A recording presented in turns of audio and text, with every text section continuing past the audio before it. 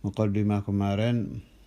أما بعد فاعلم أيها الحريص المقبل على اقتباس العلم المظهر من نفسه صدق الرغبة وفرط التعطش إليه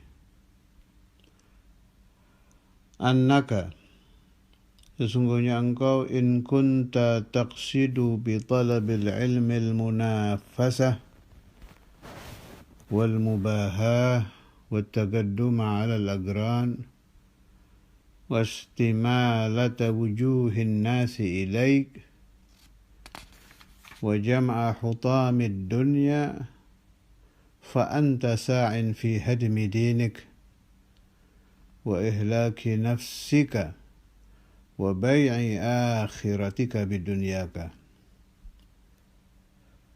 فصفقتك خاسرة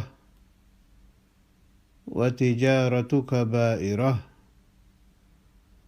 ومعلمك معين لك على إسيانك وشريك لك في خسرانك وهو كبائع سيف من قاطع طريق كما قال صلى الله عليه وسلم من أعان على معصية ولو بشطر كلمة كان شريكا له فيها. Ini sudah memasuki masalah niat. Apabila engkau mempunyai maksud talabul ilmi, mencari ilmu, al-munafasata berlomba-lomba dalam arti kata mengikuti nafsu hewani,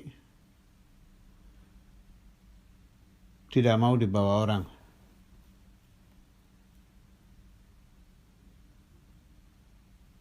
Kalau berlomba-lombanya itu lillah, ikhlas, tidak apa-apa.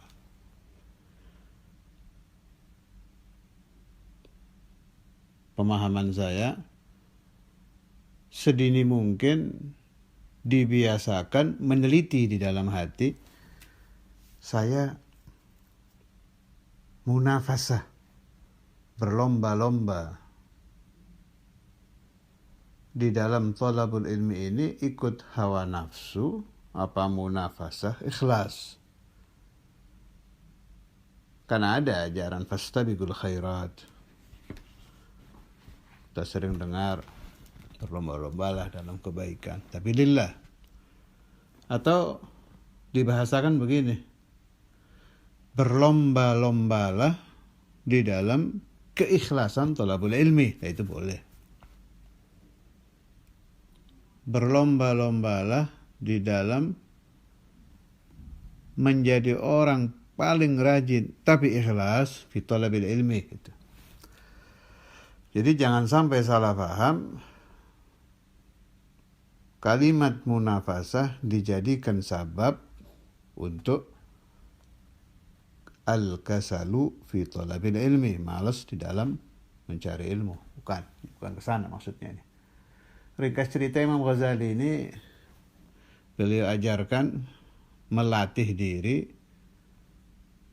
mulai dari ibtidaiyah thalabul ilm, sambil rajin, sambil mujahadatun nafas, sambil munafasah fi thalabil ilmi, menilik hati ikhlas apa tidak, lillah apa tidak. Itu maksudnya. Wal mubahata, berbangga-bangga.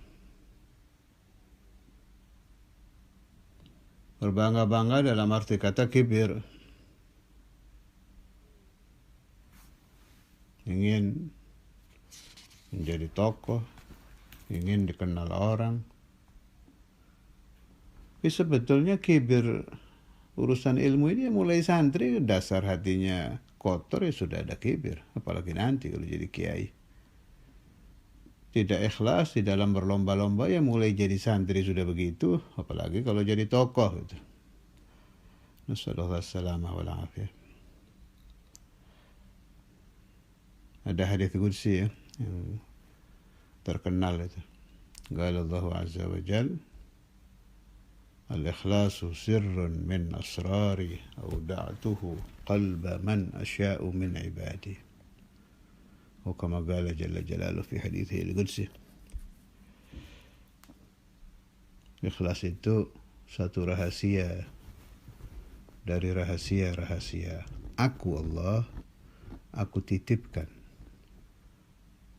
Perhatikan lafaz hadis ini. Auda'tu, aku titipkan hati yang aku kehendaki dari sebagian hamba-hambaku.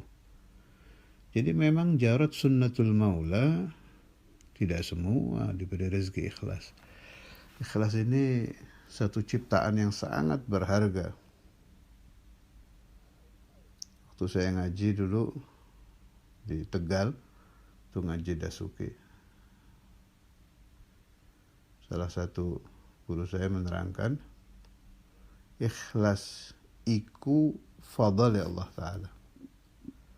Ikhlas itu karunia. Jadi tidak seperti ijazah ibtidaiyah, thanawiyah, aliyah, dan lain-lain, doktorandes, doktor, profesor, yang bisa dikejar terus dapat gitu. Bukan. Bisa dikejar, dimohon, diminta, dapat tidaknya terserah Allah. Kalau bahasanya para wali itu, yang saya tiru dari ucapan-ucapan mereka, ada istilah yang sebetulnya bukan untuk ikhlas, tapi saya masukkan untuk ini juga. Ikhlas itu tidak ada madrasahnya. Murni karunia Allah subhanahu wa ta'ala. Allahumma ja'alna wa iyyakum minal mukhlisin. Sampai Imam Rifai, kalau saya tidak salah itu yang ngarang sholawat ikhlas itu. Sampai beliau karang sholawat khusus supaya Allah Ta'ala memberikan ikhlas. Jadi benar Imam Ghazali di Muqaddimah sudah dibahas. Bidayah ini kan lil mubtadi'in, untuk pemula. Jangan mempelajari ikhlas nanti setelah jadi kiai, terlambat. Sedini mungkin. Wattaqadduma 'alal agran. Ingin selalu di depan, mendahului teman-teman ketika menjadi santri, agran ashab. Wastimalata wujuhin nasi ilaik, memalingkan wajah-wajah orang kepadamu. Mulai jadi santri berhayal, nanti kalau saya jadi kiai, saya datang ke majelis semuanya berdiri. Kalau saya ceramah semua melihat saya. Nah, itu tanpa dia sadari, dia sudah masuk madrasatul riya. Siapa syekhnya? Syaitan. Di mana beradanya? Di dalam pikiran dia, di dalam hati dia. Jadi tiap hari masuk ke madrasah, ustadz yang manusia baca kitab, dia mendengarkan bacaan ustadz, ada syekh thani, guru lain, yang di hati dan pikiran dia. Membisik-bisik, nanti kamu kalau jadi kiai begini, nanti kamu begini. Wala'iyadzubillah. Nasallallahu salamah wal afiyah. Ini terjadi loh, ini yang diomongkan Imam Ghazali ini harian, ini kejadian harian. Wa jama'a hutamid dunya, dan mengumpulkan hutam, barang-barang duniawi. Ini ada di beberapa daerah itu, huffazul Quran digaji oleh negara. Jadi si santri mulai dia menghafal Quran, bayangannya nanti saya bakal dapat gaji ini. Setan lagi itu. Loh, berarti tidak boleh negara menggaji. Sangat baik kalau perlu dijamin seumur hidupnya. Yang tidak baik niatnya. Terlalu berharga Al-Quran untuk dijadikan wasilah memperoleh fulus, memperoleh dunia. Apa itu Al-Quran? Kalamullah. Tidak pantas dijadikan batu lompatan untuk memperoleh duit. Bukan masalah sistem negara yang seperti itu keliru, bukan, sangat baik, perlu ditambah. Belajar memilah masalah. Ini yang diserang oleh Imam Ghazali niatnya. Menghayal mau jadi kepala KUA, kerja di Departemen Agama, dan lain-lain. Itu niat muncul. Ada lagi menghayal jadi khatib, menghayal menjadi guru besar, doktor, profesor, dan sebagainya, dan sebagainya. Itu semua niat syaitaniyah. Bisikan-bisikan syaitan, niat-niat yang berasal dari syaitan yang terjadi harian. Harus dibersihkan. Mulai baca Bidayatul Hidayah, Barakatul Imam Al-Ghazali, Barakatul Kitab, Barakatul Masyayikh, Barakatul Rijal Silsilah. Mudah-mudahan diselamatkan. Bukan ceramah mimbariyah itu ditentang, tidak. Imam Al-Habar sudah ada kan kalamnya itu. Kalau orang tidak bisa ceramah mimbariyah, ta'akhara anil maidan, ay maidanu da'wah maksudnya Imam Al-Habar itu, maka orang itu mundur selangkah daripada ladang dakwah. Berarti kau harus ditutup gara-gara niat-niatnya para santri yang jelek-jelek, bukan. Perbaiki niatnya, perbanyak majelis-majelis khair dengan niyah thayyibah, dengan niyah hasanah, dengan niyah maradhiyah, sampai usul ke darajatul ikhlas. Bila niat Anda di dalam talabul ilmi munafasah, mubahah, taqaddum alal agran, istimalah wujuhin nas, jama' hutam dunia, dihukumi oleh Imam Ghazali, fa anta sa'in fi hadmi dinik, maka kamu ini bukan orang suci, bukan talib ilm mardi indallah, bukan orang mugharrab. Hukumnya orang yang seperti kamu ini, anta sa'in, engkau orang yang berusaha fi hadmi dinik, di dalam menghancurkan agama kamu sendiri, wa ihlaki nafsik, dan menghancurkan jiwa kamu sendiri, wa bai'i akhiratik, dan menjual akhiratmu, bidunyaka, dengan duniamu. Loh, berarti saya tidak boleh bisnis, saya tidak boleh talabur rizki. Makan apa keluarga saya nanti? Setan pintar bicara di batin. Ada dulu waktu saya ngaji di Bandung, di Syekhuna Abu Yahya itu, satu dosen lumayan, dia punya derajat ilmu, profesor kalau saya tidak salah itu. Terus saya dengar dia komentar di tempat dia ngajar, dengar dari obrolan kiai-kiai itu. Si dosen bilang begini, kurang lebih ukamakal ya, saya sudah tidak ingat lafadznya, hanya ingat muradnya. Imam Ghazali itu luar biasa, terutama kitab Ihya Ulumuddin, hebat. Sayang dia itu keliru di dalam memahami masalah dunia, membuat orang tidak senang mencari dunia. Ya, omongan Imam Ghazali yang begini-begini ini kan banyak ini, apalagi di Ihya.